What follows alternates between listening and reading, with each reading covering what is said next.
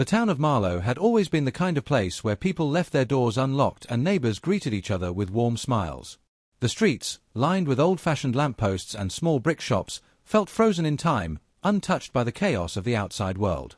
It was the kind of town where everyone knew each other's names, birthdays, and even what brand of coffee their neighbor preferred.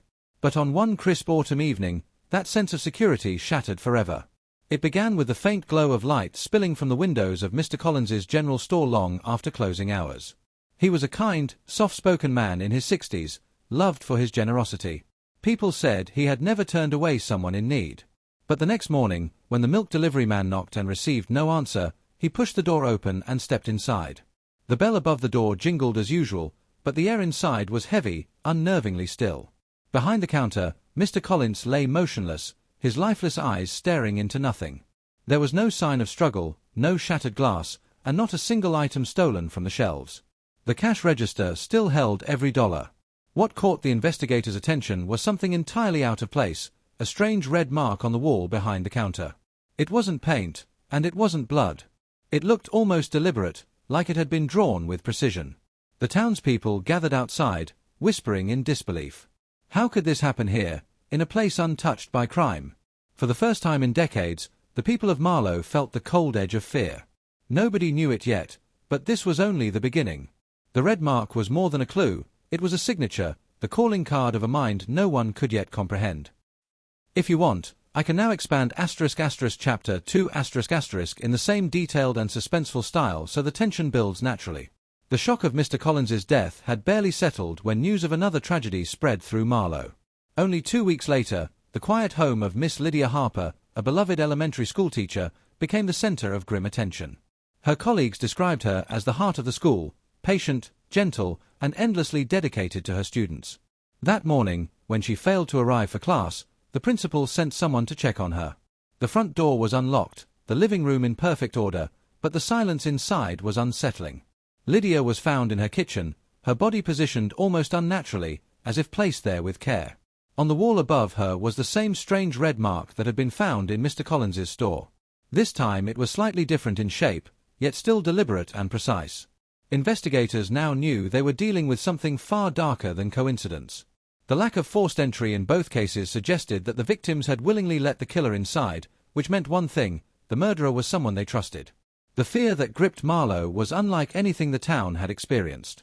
People who once left their doors unlocked began installing bolts and chains. Parents refused to let their children walk alone, even in daylight. But what nobody realized was that the killer was not hiding in the shadows.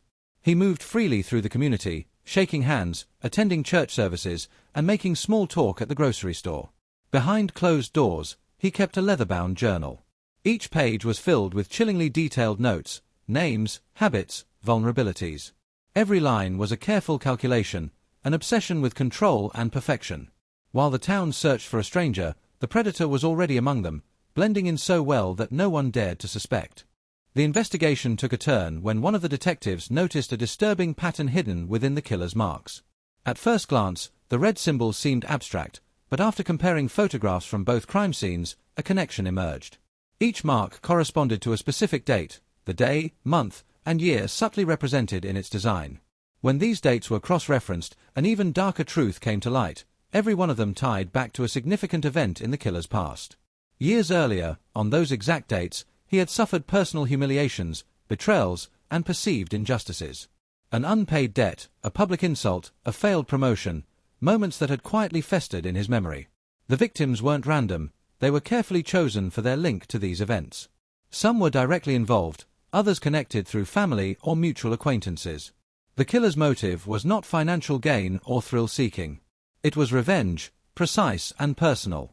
Investigators began to see the killer not as a frenzied maniac but as a cold, calculating predator. He was patient, willing to wait years before striking. Every detail of his crimes was planned to send a message, not only to his victims but to anyone who might try to understand him. The red marks were his way of immortalizing the pain he believed they had caused him. As police pieced together the timeline, a chilling realization set in. The date stretched further back than expected, and there were still several that hadn't yet been crossed off. This meant the killer's list wasn't complete. Someone else in Marlow was unknowingly marked for death, and time was running out. Yet, even with this breakthrough, The identity of the person behind the red symbols remained hidden, buried beneath layers of deceit and an unshakable mask of normalcy. With the pattern exposed, authorities knew they had to act quickly. They combed through the remaining dates connected to the killer's past, narrowing down a short list of potential targets. Among them was a name that stood out, a former business associate who had once cost him a major contract. Detectives decided to use this person as bait, hoping the killer's obsession would drive him to make a mistake. They crafted a public story, carefully leaked through local gossip and news outlets, hinting that the associate had returned to Marlow after years away. In truth, the person was nowhere near the town, but the illusion was convincing. Surveillance teams were placed in strategic locations, and plainclothes officers blended into the usual flow of daily life. Every alley, every side street, and every shop near the rumored target's home was quietly monitored. Days passed without incident, and tension grew. Officers wondered if the killer had seen through their ruse. Then, late one Friday night, the trap appeared to spring, but not where they had expected. Across town, police were called to a grim scene: another body, another red mark, another life claimed. The murder had been committed while most of the force was watching the decoy location.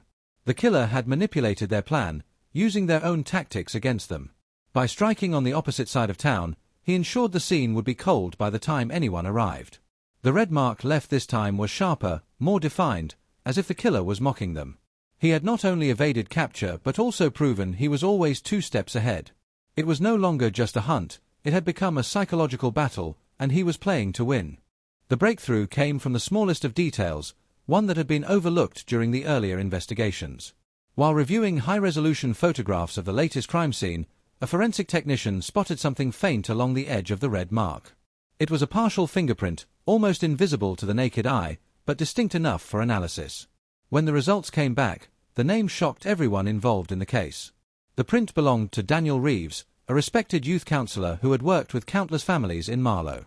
He was known for his calm demeanor, his ability to diffuse conflicts, and his dedication to helping troubled teens. People trusted him implicitly. He was the type of man parents gladly invited into their homes. To think that he could be responsible for such calculated violence felt impossible, yet the evidence was undeniable. When investigators searched his home, they uncovered the truth behind his facade.